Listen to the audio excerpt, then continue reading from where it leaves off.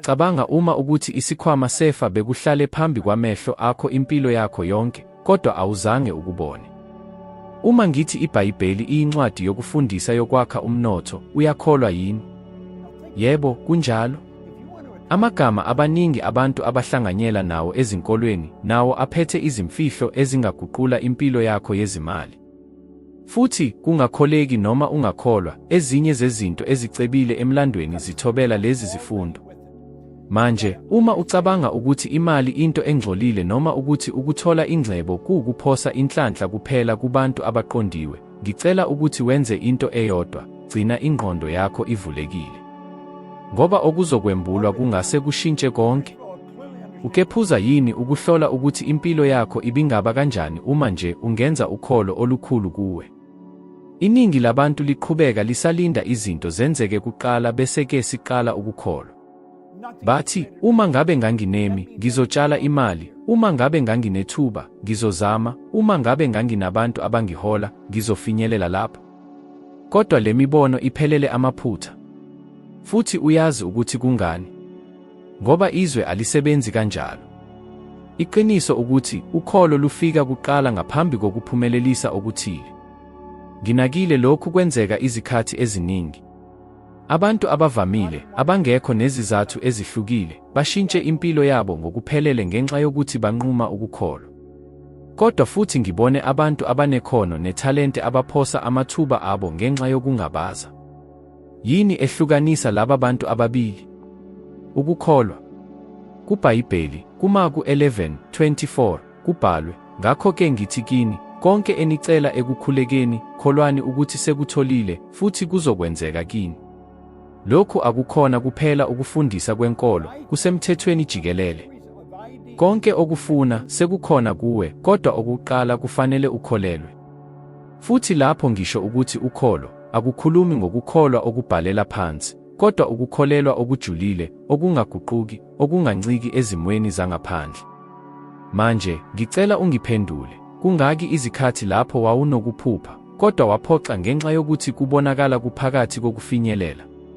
Kungaki amathuba owaphosa ngoba ucabanga ukuthi awukwazi? Kungaki izikhathi uzithintile, ucabanga ukuthi umnotho, impumelelo, nobuningi kungenza izinto ezitholakala kwabanye, hayi kuwe? Uma lokhu kuhlangabezane nawe, ngiyakuqonda. Ngoba nami ngangiphumelele kuleyo ndawo. Ngangimlimi omncane, ngithola imali encane, ngiphila impilo ejwayelekile. Angizange ngibe nemfundo ephakeme, anginazixhumanisi, anginazo izikhono ezikhethekile. Futhi iminyaka eminingi, ngangikholwa ukuthi impilo yami ayizoshintsha. Kodwa-ke kwenzeka okuthile. Ngathola incwadi eyayibhala into elula kodwa enamandla: uma ukwazi ukuyibona ekhanda lakho, ungayiphatha ngezandla zakho. Lokho kwaba yinto eshocking kimi. Ngoba ngaleso sikhathi, ngacabanga ukuthi impilo yami izohlala ihambisana nemingcele engibona eduze kwami. Kodwa uma lokhu bekungelona iqiniso. Uma esikhundleni sokulinda impilo inikeze, ngiqale ukuziphatha sengathi sengithole konke. Kwakungekho lapho ngenza okuthile okushintshe impilo yami unomphela. Ngaqala ukubonisa engiyikho njengomuntu ohloniphekile.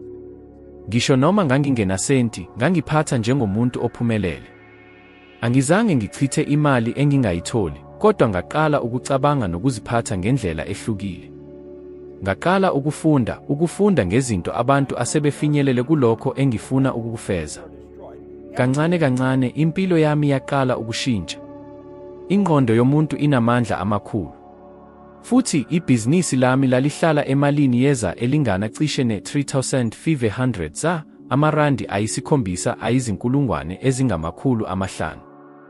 Ososayensi sebemukele ukuthi ubuchopho abukwazi ukuhlukanisa phakathi kokuthile okucabangayo nokuthile okwenzeka empeleni. Ocwaningweni olwenziwe eNyuvesi yaseHarvard, abacwaningi bathola ukuthi abadlali ababejolise ekucabangeni kuphela ukuthi baqeqesha imisipha yabo babonisa cishe izinga elifanayo lokukhula kwemisipha njengezibambene nalabo abaqeqeshayo. Manje cabanga ngalokhu mayelana nemali: uma uhamba njalo uzibona njengezimpofu, othwele izithiyo, ucinga kanjani ukuthi ubuchopho bakho buzophendula?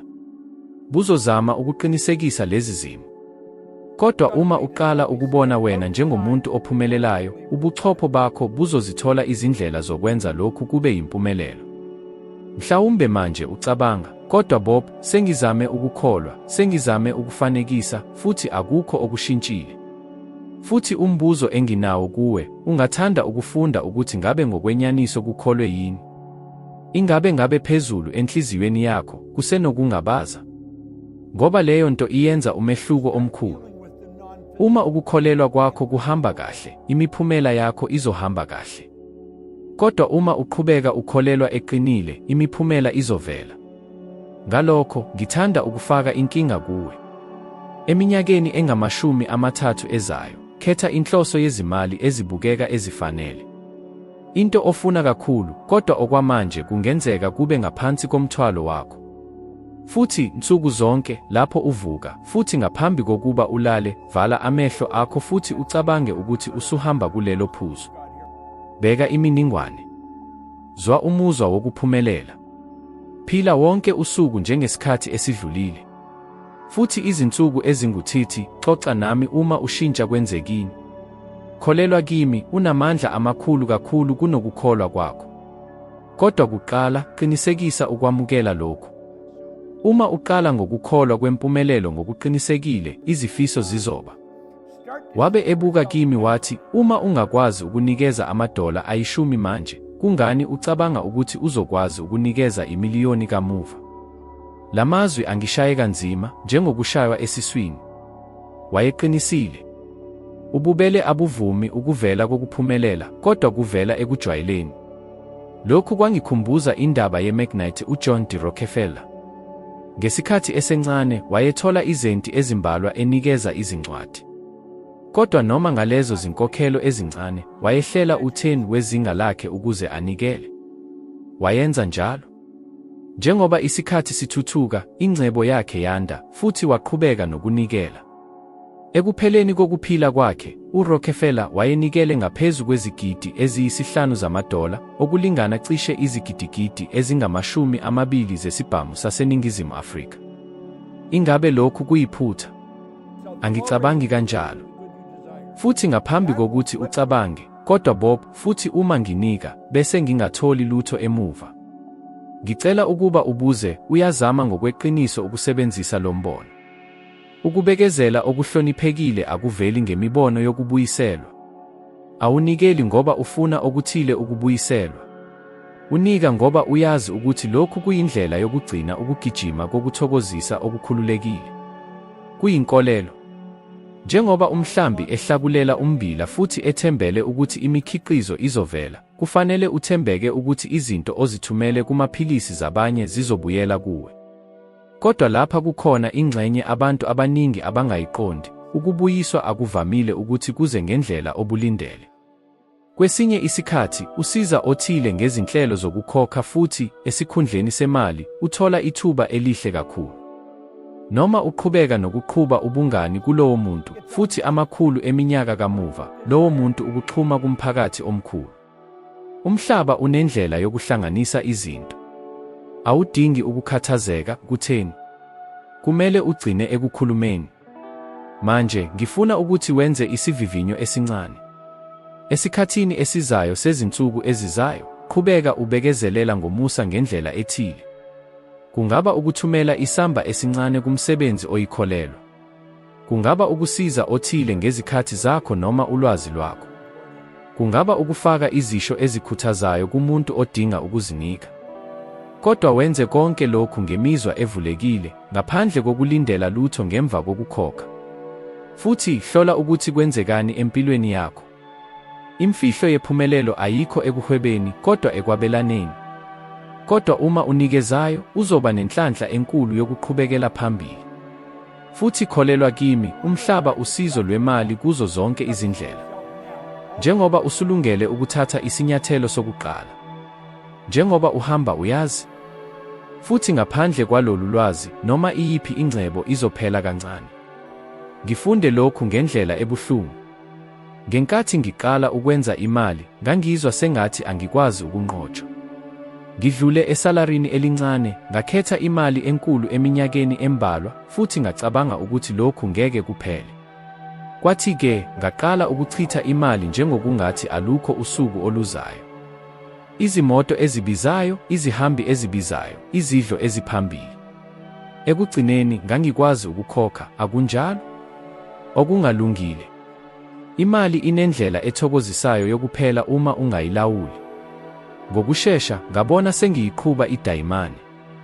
Yebo, mina, uBob Proctor, ngaba sebhange eliseduze. Kwaba yisigameko sokuvuka. Kodwa futhi kwakuyisifundo esihle kakhulu engangifunda. Kwakuleyo mihla lapho ngaqonda khona ukuthi ingcebo ayikho ekutheni uhola malini, kodwa ekutheni ulondoloze malini futhi uyikhulise. Uma ufuna ukuba nempilo yokwenene, kufanele ulawule imali yakho. Futhi lokhu kuqala ngokusebenzisa izindlela ezintathu ezilula kodwa ezinamandla kakhulu. Okokuqala, khokha wena kuqala. Lokhu kusho ukuthi ngaphambi kokukhokha izikweletu, ngaphambi kokuchitha imali nganoma yini, kufanele ushiye ingxenye yemali yakho ukuze uyitshale esikhathini sakho esizayo. Abatshalizimali abakhulu emhlabeni bakwenza lokhu. UWarren Buffett waqala ngemali encane, kodwa wayehlale ekhomba imali ukuze ayitshale futhi. Ngesikhathi lokhu kwaba yizinkulungwane. Futhi uma engenza, ungakwenza nawe.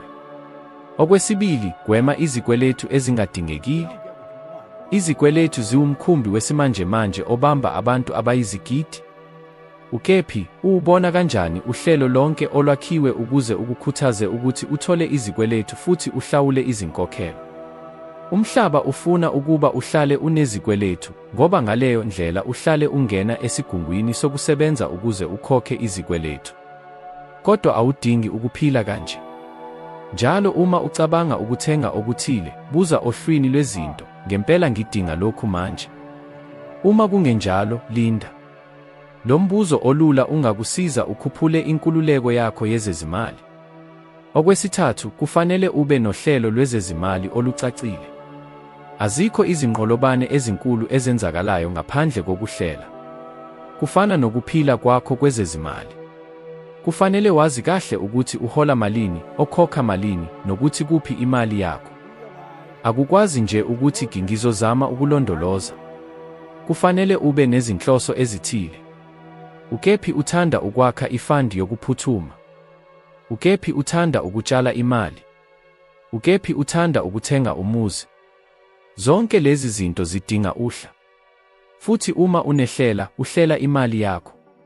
Futhi uma unokulawula, impumelelo ilindelekile. Manje ngizokupha inselelo. Phakathi kwezinsuku ezinguthithi ezizayo, bhala phansi wonke amakhanda aphuma esikhwameni sakho. Njengokuthenga ikhofi, ukuthenga okuthile esikhwameni, okuphuzayo okungadingekile. Ekupheleni kwenyanga, bheka uhlu lwakho. Uzoshokha ngendlela okuphuma khona. Le misebenzi elula izosiza njalo ekuphikeni empilweni yakho yama-akhawunti. Iqiniso ukuthi unezinketho ezimbili, kulawula imali yakho noma ukuthatha ukufakwa ngayo. Uma uphikeza ngaphandle kokuphila, njalo uthola izinto ezintsha, njalo wazi isikhathi, futhi uzolalela imisebenzi yakho phambi kwakho. Uma umazisa abantu abaphupha amaphupho amakhulu, abakholelwa empumelelweni, futhi abavuma ukukhula, uzodonswa phezulu nabo. Izaga Titini 20 ithi, ohambo nohlakanipheyo luhlala luhlakanipha, kodwa umngane wezinto ezihlakaniphile uzophelelwa. Lokhu kusho ukuthi impilo yakho iyisithombe esiqondile sabantu okhetha ukuba nabo. Cabanga ngalokhu, uma uchitha isikhathi nabantu abahloniphekile, abaphumelelayo, futhi abanenhloso, uzoba oyisithupha. Kodwa uma izinkampani zakho zibandakanya abantu abanelisekile, abangenamigomo, futhi abaphila ngengqondo yokuntuleka, ucabanga ukuthi kuyoba kanjani? Uzoba njengabo. Manje, qhuba ukuhlolwa okusheshayo. Thatha iphepha, bese ubhala amagama abantu abahlanu ocabanga ukuthi uchitha isikhathi esiningi nabo. Abakwazi ukuba abangani kuphela, bangaba amalungu omndeni, ozakwethu, noma yimuphi umuntu ophila kakhulu nabo. Manje, eduze kwegama ngalinye, bhala izici ezivelele zabantu laba. Baphethwe yini amandla? Bahlonipha? Banemigomo? Noma banesimo esibi? Bahlala bejwayele ukugxeka? Bakhona yini abantu abacabanga ukuthi imali iyinto embi? Lokho okubonayo kulolu hlu kubonisa kahle ukuthi yikuphi okuthinta impilo yakho. Ngikhumbula kahle lapho ngiqala uhambo lwami lokufinyelela ukuzimela kwezezimali. Ekuqaleni bengisazungezwe abantu ababengekhohlwa empumelelweni. Bengizwile izisho ezinjengokuthi lokhu akukhona kithi, abacebile bathola imali ngokuphatha abanye, imali ayiletheli injabulo. Lawa magama ayebonakala engaphephile, kodwa kancane kancane aqala ukushintsha indlela engibona ngayo umhlaba. Ngaqala ukuzibuza, kungenzeka yini ukuthi ngiphupha kakhulu? Kungenzeka yini ukuthi ngeke ngiphume kuleli zinga? Kodwa-ke, kwaba nenkinga lapho kwashintsha konke. Ngelinye ilanga, ngamukelwa ukuba ngihambele inkulumo yesikhulumi esikhulu. Uxoxe ngobuhlakani, ngokubaluleka kokukholelwa kumandla akho, ukuthi akufanele uhlale uphila kahle. Kodwa okwangithinta kakhulu yinto ayisho, uma ufuna ukuphendula impilo yakho, kufanele uguqule izinkampani zakho. Lokhu kwaba njengokushaya okukhulu. Ngasiqonda ukuthi ngeke ngibe nomphumela omuhle uma ngihlala ngizungezwe abantu ababengeke bakholelwe ukuthi lokhu kungenzeka. Ngalokho, ngathatha isinqumo esinzima, ngaqala ukuhlukanisa nabantu abahlala bejwayele ukugxeka impilo futhi ngafuna ukuthola abantu abaphupha amakhulu. Ngaqala ukuya emihlanganweni, ukufunda izincwadi zabantu abaphumelelayo, ukubuka izinkulumo zabantu abaphumelele kulokho engangikufuna. Futhi uyazi okwenzekile? Imicabango yami yaguquka ngokuphelele. Ngaqala ukubona amathuba lapho ngangibona khona izithiyo. Ngaqala ukusebenza ngendlela ehlukile. Futhi ngokuvamile, imiphumela yaqala ukubonakala. Manje ngiyazi ukuthi kungase kube nzima ukudelelanisa nezinye izinto. Mhlawumbe ziqale ukuba abangani, mhlawumbe imindeni. Kodwa qonda okuthile, akudingeki ususe bonke abantu empilweni yakho. Okudingeka ukwenze ukuthi unciphise imithombo yocindezela okungapheli futhi uhlanganise kahle nokuxhumana nezinhlanga ezithuthukisa wena. Uma uphonsa, kodwa ubopha, angikhumbuli umuntu ophumelelayo. Ngingazenza kanjani izinkampani zezinye? Impendulo ilula, qala ngezinto ezingavumelekile kuwe. Funda izincwadi zabantu abaphumelelayo, buke amavidiyo abakhiqiza abaphumelele okubhalwe kubo engifuna, hamba emithonjeni, futhi ubhalise ngezifundo. Okwaziswa okuhlaziywa kubhalela ukufunda. Uma uhamba isikhathi esiningi ukufunda kumaphoyisa amabikaphu kunezinkolelo ezibhalelwe izinkolelo. Ake ngikuphosele inselelo. Ezinsukwini ezizayo ezisikhombisa, zama ukunciphisa oxhumana nabo nabantu abakhuthaza umphumela omubi, kuze kube ngaphansi kokuphazamisa okuqukethwe okungamukeleki. Kunalokho, sebenzisa kuphela imininingwane engeza inani empilweni yakho. Funda ngemali, ngomqondo ophumelelayo, ngezindlela zezimali. Bese uthi kimi, lokhu kuthinta kanjani indlela ophila ngayo? Yikuphi okuhlukile okushintshile endaweni yakho yokucabanga?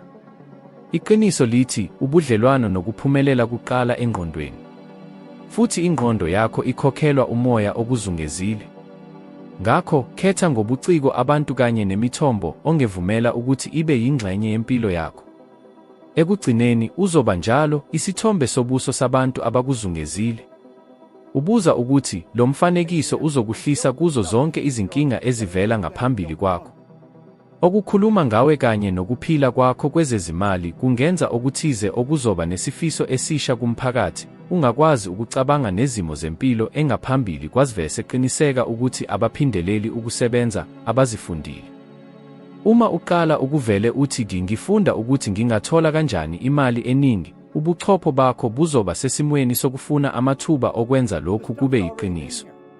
Lokhu akusikho ubuciko, kuwubuchwepheshe bezinto. Manje, ngicela ungitshele, yiziphi izisho obuye zihlola ngezikhathi zakamuva? Lezi zisho ziyakukhuthaza noma zikubeka emigodini? Ingabe uhlela ingqondo yakho ukuba ibe nokuchuma noma ukungabi nanto? Ukhumbule, ushintsho luqala kulokho okukhuluma. Ngakho-ke, nansi inselele, phakathi kwezinsuku ezizayo eziyisikhombisa, susa zonke izisho ezinemibono emibi mayelana nemali ezivela esikhulwini sakho. Zishintshe ngezisho ezivusa amaphupho. Esikhundleni sokuthi angikwazi ukugcina imali, khuluma ngifunda ukuthi ngingaphatha kanjani izimali zami kangcono. Esikhundleni sokuthi angisoze ngaphumelela, khuluma ngikhona endleleni yokuthola engikufisayo. Yenza lokhu, bese uqaphela ukuthi indlela yakho yokubuka izinto izoshintsha kanjani. Iqiniso ukuthi amagama akho ayimiyalo eqondile kumhlaba. Okukhuluma ngokuqinile kuba yiqiniso. Ngakho-ke khetha kahle amagama akho, ngoba okukhuluma namuhla kungaba yilokho ozoba yikho kusasa. Uhlanga lwakho luhlala luhlola indlela yesimilo sakho. Akukhathaleki ukuthi ukuphi manje, ukuthi imishado onayo noma amaphupho akho kuphi, okubalulekile ukuthi yini oyikholwayo nokuthi wenze njani ngalokho. Imali, inhlanhla, nempumelelo akukhona ukuthokozisa kwabambalwa, kodwa zibonakalisa izinqumo nemikhuba okwakha nsuku zonke. Manje, usuthathe isinyathelo esibalulekile. Kodwa uhambo alupheli lapha. Uma ufuna ukuqhubeka nokuphakama esiteji esilandelayo ekuthuthukisweni kolwazi, futhi ube ngcono ngo-one kunezikhathi ezidlule, nginezinto ezinamandla engithanda ukukubonisa. Ividiyo elandelayo isivele ibonisa esikrinini, futhi kuyo uzoba nethuba lokuthola isisekelo esiyisisekelo esingashintsha impilo yakho unomphela. Ngiyabonga ngokuba lapha, ngokutshala imali kuyena, futhi ngokukholwa emandleni akho. Sizobonana kuvidiyo elandelayo. Inothi, uma ibhizinisi lemali likhona, njengamadola ayi-100, lihunyushwa libe cishe izinkulungwane ezimbili nohlangothi lwezinkulungwane ezingu-300 zamarands aseNingizimu Afrika. Lokhu kuzobhalwa ngokuthi cishe izinkulungwane ezimbili nohlangothi lwezinkulungwane ezingu-300 zamarands, ngaphandle kokusebenzisa izinombolo noma izimpawu zezimali. Zonke ezinye izinombolo, njengezikhathi, amabhuku noma izisho, nazo zizobhalwa ngezwi, hhayi izinombolo.